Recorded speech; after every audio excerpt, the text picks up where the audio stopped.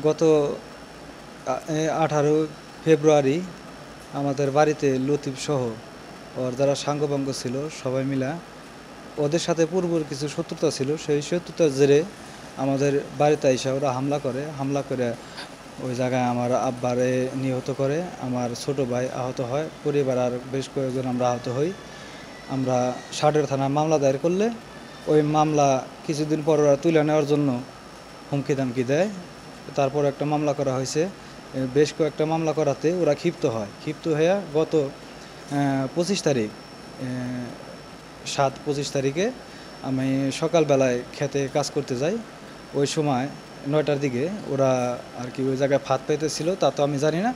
যাওয়ার পর ওরা আমাকে মামলা আবারও তুলে নেওয়ার জন্য হুমকি দিয়ে আমাকে মারধর করে পানি মারার চেষ্টা করে, মাথায় রড দিয়ে বাড়ি মারে, ওদের হাতে লাঠি ছোটা ছিল, তা দিয়ে আমাকে আঘাত করে।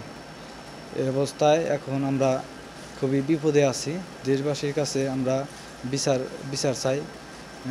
দেশে যে প্রধানমন্ত্রী আছে তার কাছে আমরা বিচার চাই।